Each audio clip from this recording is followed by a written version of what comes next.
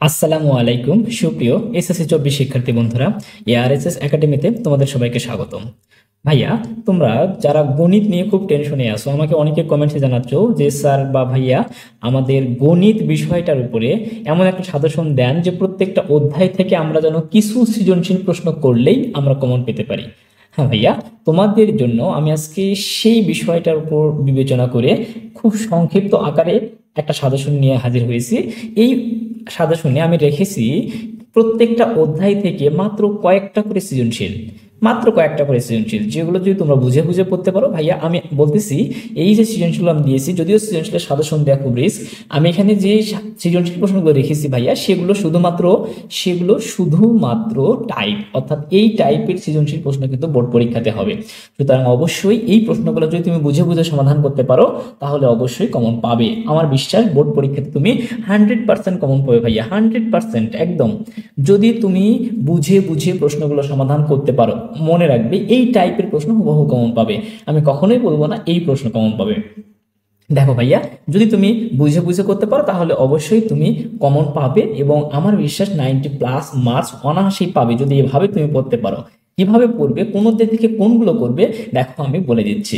তো ভাইয়া একটা কথা না বললেই নয়, তোমরা যারা এখনো আমার চ্যানেলটিকে সাবস্ক্রাইব করোনি অবশ্যই আমার চ্যানেলটিকে সাবস্ক্রাইব করবে, আর যারা ইতিমধ্যে চ্যানেলটিকে সাবস্ক্রাইব করেছো তাদেরকে অসংখ্য ধন্যবাদ। দেখো ভাইয়া আমি বলি, প্রথমত এইটুকু জানতে হবে যে তোমাদের গণিত বিষয়ের উপরে মোট 4টি বিভাগের উপরে প্রশ্ন হয়ে থাকে। মোট 4টি বিভাগ, ক, খ, গ এবং ঘ বিভাগ, এই 4টি বিভাগের উপরে প্রশ্ন হয়ে থাকে। তো দেখো আমি প্রথমত ক বিভাগ রেখেছি। ক বিভাগের জন্য আমি প্রথমে সেট ও ফাংশন অধ্যায়টা রেখেছি। দেখো ভাইয়া, সেট ও ফাংশন থেকে তোমরা কোনগুলো করবে? সেট ও ফাংশন থেকে তোমরা করবে হচ্ছে Chittagong board 22, Comilla board 19, Dinajpur board 17, Mymensingh board 22, তারপর রাজশাহী বোর্ড 22। এই যে মাত্র 5টা সৃজনশীল, এই 5টা সৃজনশীল তোমরা বুঝে বুঝে করবে। এর সাথে তোমরা কি করবে ভাইয়া জানো? এই যে তালিকা ও সেট গঠন পদ্ধতি, এই দুটো করবে। এরপর ডোমেন রেঞ্জ নির্ণয়, অর্থাৎ ডোমেন নির্ণয় এবং রেঞ্জ নির্ণয় এগুলো করবে। তারপরে হচ্ছে কি শক্তি সেট নির্ণয়, এই রিলেটেড যে ম্যাথগুলো পাবে সেগুলো করবে, এবং কি অন্যয়টের নির্ণয়, এই রিলেটেড যেগুলো ম্যাথমেটিক্যাল টার্ম পাবে সেগুলো তোমরা সমাধান করবে। এবং ভাইয়া আমি দেখো এখানে আরো 2টা অঙ্ক রেখেছি, সেই 2টা অঙ্ক খুবই খুবই গুরুত্বপূর্ণ ভাইয়া। সরি, একটা অঙ্ক রেখেছি। এখানে দেখো f of 1 divided x square plus 1, আবার কি f of 1 divided x square minus 1। এই অঙ্কটা কিন্তু ভাইয়া মোস্ট ইম্পর্টেন্ট। আমি এই অঙ্কটা কিন্তু খুবই ইম্পর্টেন্ট দিয়ে বলতেছি। এরপর দেখো তোমরা এমসিকিউ এর জন্য এই অধ্যায় থেকে কি করবে মনে রাখবে, এই যে দেখো তালিকা এবং সেট গঠন পদ্ধতি পড়বে, তালিকা ও সেট গঠন পদ্ধতি। এরপর কাপ এবং ক্যাপ নির্ণয় পড়বে, এরপর ডোমেন রেঞ্জ নির্ণয় পড়বে, এরপর শক্তি সেট, উপসেট, প্রকৃত সেট, এই জিনিসগুলো পড়বে। আমার বিশ্বাস তাহলে সেট ফাংশন নিয়ে আর তোমাদের কোনো সমস্যা হবে না। এবার দেখো ভাইয়া, আমি তোমাদের জন্য রেখেছি হচ্ছে বীজগাণিতিক রাশি থেকে তোমরা কোনগুলো পড়বে? দেখো ভাইয়া, বীজগাণিতিক রাশি থেকে তোমাদের পড়তে হবে হচ্ছে বরিশাল বোর্ড 20, এরপর Sylhet board 22, Mymensingh board 22, Mymensingh board 20, Mymensingh board 22, এরপর ঢাকা বোর্ড 22। এই যে 5টা সৃজনশীল প্রশ্ন তোমরা বীজগাণিতিক রাশি অধ্যায় থেকে সমাধান করবে, এবং কিছু অঙ্ক করবে। সেই অঙ্কগুলো কি দেখো, x⁴ + 1 / x⁴ = 322। এই জিনিসটা, এই অঙ্কটা কিন্তু মোস্ট ইম্পর্টেন্ট ভাইয়া, অনেকবার চলে আসছে এই প্রশ্নটা, যে x⁴ + 1 / x⁴ = 322। এরপর কোনটা করবে ভাইয়া, p√p = কি 1 / p√p = 34√5। এই প্রশ্নটা খুবই গুরুত্বপূর্ণ, বোর্ড বইয়ে দেখবা আছে, এই প্রশ্নটা সমাধান করবে ভাইয়া খুব ভালো হবে। এরপর তোমরা কোনটা করবে, আরেকটা অঙ্ক করবে, সেটা হচ্ছে x⁴ + 1 / x⁴ এর মান নির্ণয় করতে হবে। এরপর তোমরা আরেকটা জিনিস করবে, সেটা হচ্ছে যে x³ - 1 / x³ = 4। এই জিনিসটা যদি তোমরা করতে পারো, মাত্র এই কয়েকটা অঙ্ক যদি তুমি বীজগাণিতিক রাশি থেকে করতে পারো ভাইয়া, 100% তুমি বীজগাণিতিক রাশি থেকে কমন পাবে, নিশ্চিত, একদম শিওর থাকো।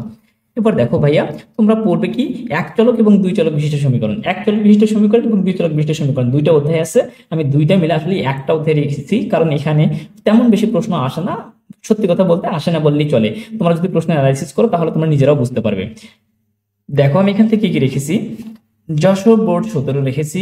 এরপর 5.2 অধ্যায়টা থেকে 29 নম্বর অঙ্কটা করবে। এই অঙ্কটা একটু ইম্পর্টেন্ট, এই 29 নম্বর অঙ্কটা করবে।